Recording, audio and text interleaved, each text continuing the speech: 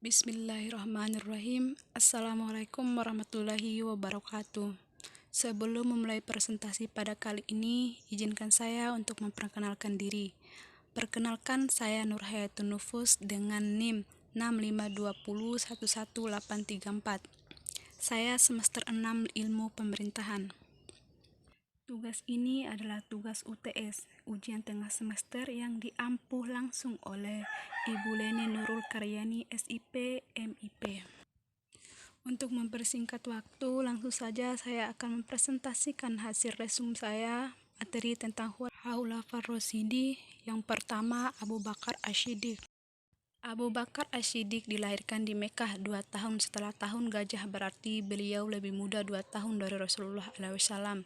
Dia terkenal sebagai seorang berperilaku terpuji, tidak pernah meminum khamar, dan selalu menjaga kehormatan diri. Beliau digelari dengan Asy-Syiddiq dan At-Taqi.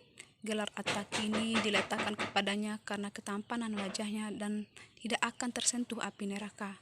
Sedangkan gelaran Asy-Syiddiq dikarenakan banyak melakukan kebenaran dan merupakan orang yang pertama kali yang meyakini kebenaran Rasulullah SAW dan ajaran Allah yang dibawa oleh beliau. Gaya kepemimpinan Abu Bakar Asy-Syiddiq tegas dan bijaksana. Selanjutnya, Umar bin Khattab. Umar bin Khattab nama lengkapnya adalah Umar Khattab bin Nufail, keturunan Abdullah Abdul Ajah Al-Quraisy dan dari suku Adi.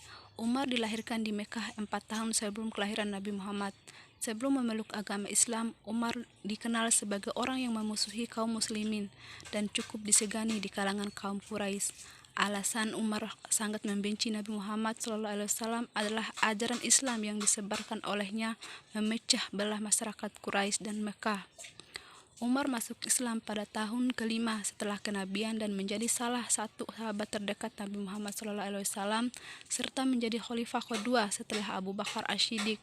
Pada masa pemerintahannya yang berlangsung selama 10 tahunan dan 6 bulan, Umar bin Khattab mewujudkan iklim politik yang bagus, keteguhan prinsip, kecemerlangan perencanaan, meletakkan berbagai sistem ekonomi dan manajemen yang penting, menggambarkan garis-garis penaklukan, dan banyak melakukan ekspansi sehingga wilayah Islam meliputi Jazirah Arab sebagai wilayah Romawi, Syirah, Palestina, dan Mesir, serta seluruh wilayah kerajaan Persia, termasuk Irak, dengan pengaturan yang sistematik atas daerah-daerah yang ditaklukkan.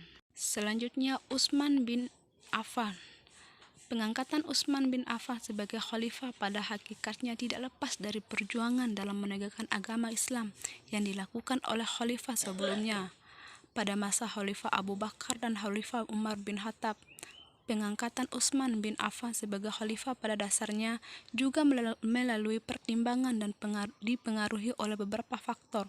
Faktor tersebut meliputi: yang pertama, dilihat dari sisi kehidupan yang memulai dari cerminan akhlak Utsman bin Affan, bahwasan Utsman merupakan salah satu orang yang memiliki sifat akhlak yang menyerupai akhlak Rasulullah.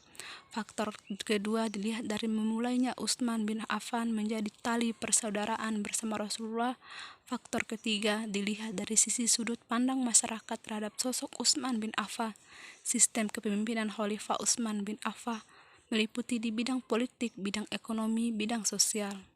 Khalifah Utsman bin Affan memimpin dengan gaya dia dan tidak akan segan-segan menghukum orang-orang yang melanggar larangan Allah dan Rasulnya.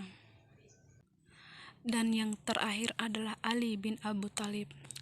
Ali bin Abi Thalib merupakan khalifah Khulafaur Rasyidin terakhir. Beliau merupakan orang memeluk Islam pertama dan juga sepupu dari Nabi Muhammad SAW. Dan setelah menikah dengan Fatimah Az-Zahra, ia menjadi menantu Nabi Muhammad SAW. Ali adalah khalifah yang berhak menggantikan Nabi Muhammad SAW yang sudah ditunjuk oleh beliau atas perintah Allah Subhanahu wa Ta'ala di Ghadir Qum. Strategi Ali bin Abi Thalib dalam kepemimpinan dalam menegakkan khalifah adalah memerangi Khawarij untuk kepentingan agama dan negara. Ali bin Abi Thalib juga menggunakan potensi dalam usaha mengembangkan Islam baik dalam bidang sosial, politik, militer, dan ilmu pengetahuan. Baik, selanjutnya saya akan menyimpulkan dari empat khalifah tersebut. Dari keempat khalifah Rasyidin di atas memiliki gaya kepemimpinan yang berbeda-beda dan memiliki keterampilan yang bervariasi, sehingga dapat kita lihat dari perjuangan keempat sahabat tersebut, mulai dari Abu Bakar memiliki gaya kepemimpinan yang bijaksana dan tegas, tak lupa akan sifat lemah lembutnya. Umar bin Khattab dengan gaya kepemimpinan yang gagah dan pemberani, Utsman bin Affan dengan kedermawanannya, dan Ali bin Abi Thalib dengan kecerdasan.